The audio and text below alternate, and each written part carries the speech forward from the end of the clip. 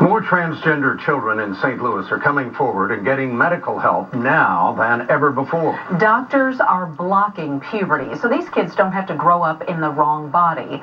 Tonight in the Fox Files, hear from a Ladue High School teenager who has been through the treatment and bravely decided to share his story.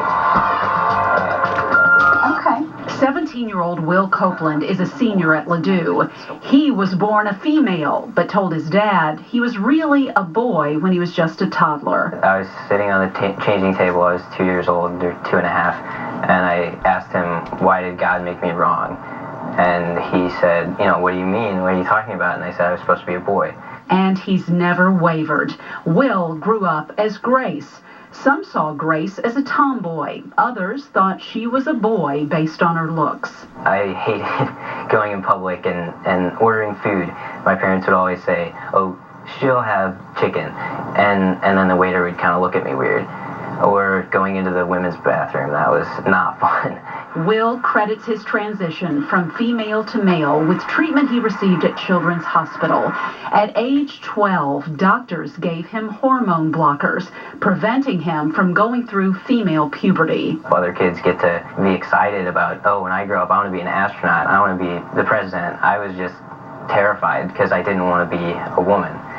And to not have to go through that, the thing that I've been dreading my whole life, it was amazing. It was life-changing for sure. Now he takes testosterone injections. It simulated male puberty, so I could have, low voice, facial hair, stuff like that, and that'll be for the rest of my life. I will never have to have top surgery and won't have to deal with scars. There's hip growth and stuff that I didn't have to deal with. I was able to get extra height out of delaying puberty and taking male hormones. Will still goes by the name Grace at Ladue High. He's never been bullied. At school, people know, at least some kids do, but it's not really talked about. Nobody bothers me about it. At work, nobody knows, at least I think. So this will be a surprise for them. This interview was a first for Will. What made you decide to go on camera with me and come out and tell your story? I think it was a difficult decision, definitely. And it took a lot of thinking. But I feel like, on one hand, I'm a senior. I'll be leaving soon. And whatever happens, it can't affect me for that long. And if I can help like one kid by telling my story, I feel like it's worth it, Well, you can see Will's entire interview on our website at fox2now.com. Coming up at 10 o'clock, what if a child changes his or her mind after taking these hormone blockers? I'll talk with the top doctor in the country on this topic at 10 o'clock tonight. And Tom, it's important to point out that Will says he has the complete support of his family. He talked about the support of his friends at Ladue, and he has the support of his pastor at the Baptist church where he attends. And he said he has never been bullied, and he's thankful of that. But you can tell he seems to be a very thoughtful young man, and has certainly faced a lot of things that the other kids would never even think of. But he seems to have come into grips with the situation he's dealing with. Well, and a lot of it boils down to these hormone blockers and the treatment that he received at that point in his life, and we'll talk more about that at 10 o'clock. All right. Next in sports, Will Copeland is among a growing number of children in St. Louis taking advantage of hormone suppression. Fox News' Mandy Murphy continues her special report tonight.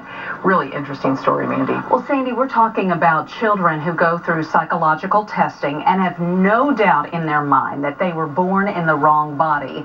Meaning in Will's case, he was born female, but his brain tells him he's male. The top doctor in the country came to St. Louis to help educate our medical community about how to treat these kids. It creates even levels. Dr. Norman Spack was one of the first doctors in the United States to tackle the medical problem of treating transgender kids.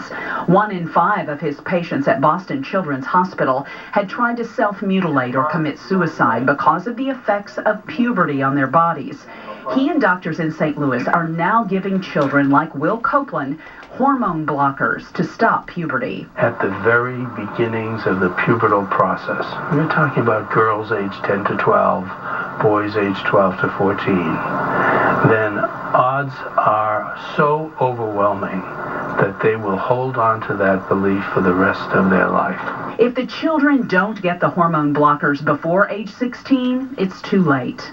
In order to pass as somebody in the gender of female, you really want to stop the very much more pronounced facial bone structure, Adam's apple, voice change. The goal is not to do anything permanent with these children until they are absolutely certain that they were born the wrong gender. We can shut it all down, and it's totally reversible. And so we get an additional 4 or 5 years in which we can continue to assess, counsel, evaluate, and test that youngster to be sure whether they are a candidate for the irreversible treatment of giving them the hormones of the opposite sex.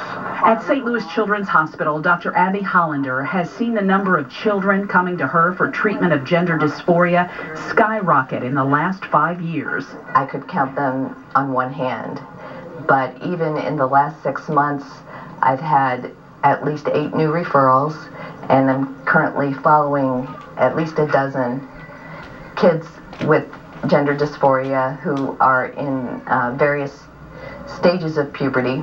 Kim Hutton's 10-year-old son was born a female, but she says he immediately knew he was born in the wrong body. As soon as he could string the words to tell me, he said, "I, a boy," at 2 years and 8 months old, and he's never wavered. Kim co-founded the group Transparent. We started 2 years ago in September with 4 families, and we have 57 families today.